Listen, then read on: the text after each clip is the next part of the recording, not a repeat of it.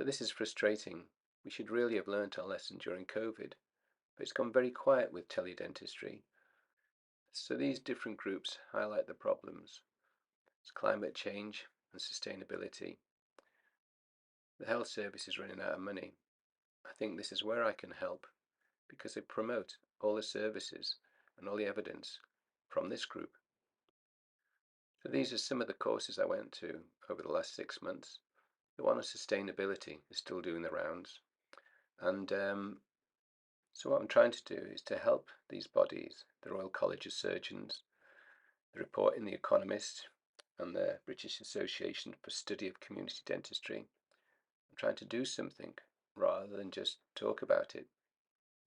The government talk about an integrated healthcare system, but dentistry is being pushed outside it, even though they now reckon 57 diseases are directly linked to the biofilm in our mouth.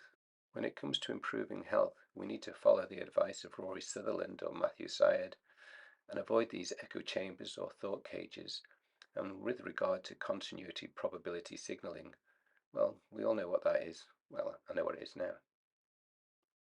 So this is on the Royal College of Surgeons PDF.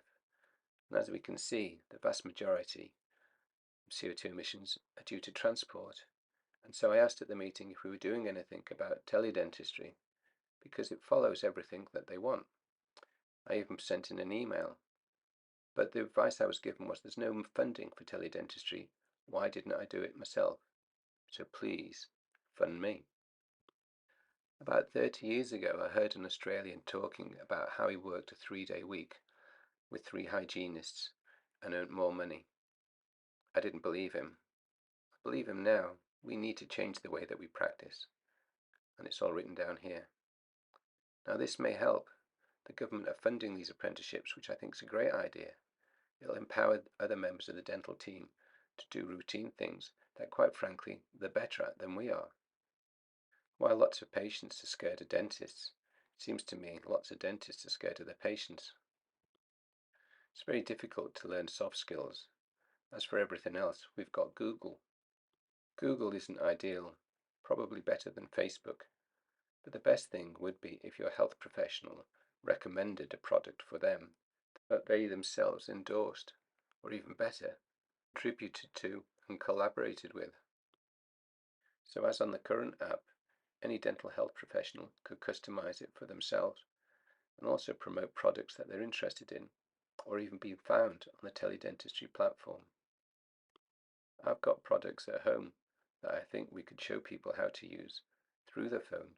We just need to practice on one another, using the freely available encrypted video resources, and even potentially letting the user use their own intraoral camera.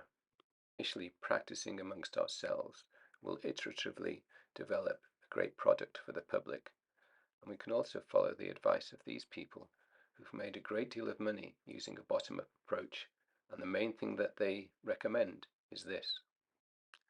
There are lots of great products out there. I'm about to trial this toothbrush in care homes, but the reason I put the slide up is about the health advocates. It's not my idea, but it's one from Marion Nestle.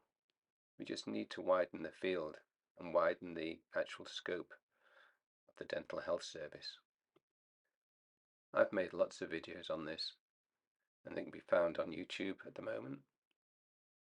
If you type in copy dentures, or you type in SDF, then it'll bring out a few interesting videos on what we could possibly do, especially with this new apprenticeship system that's being brought in that can really empower dental nurses to go into these schools as well as care homes.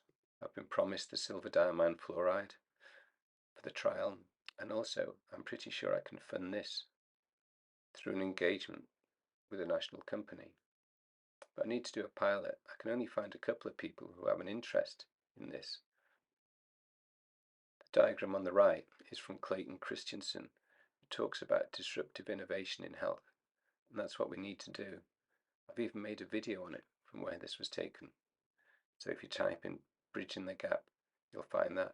I sent it to Dominic Cummings. That must be about 4 years ago now. All you need is probably a stand for your mobile phone and a few other items that are really relatively inexpensive. And for those that help perfect the system, well, they can have the app for free. There would be an explanation of how they can get paid directly by anyone they were given advice to. And of course, they can be found from anywhere in the UK. This is definitely a course that lends itself to online learning, and we just practice with one another. We just need funding to kickstart a system that'll work for everybody. There are probably quite a few retired therapists and hygienists who could do with a little bit of extra money, and another incentive for those that complete the apprenticeships, because it'll help supplement their income.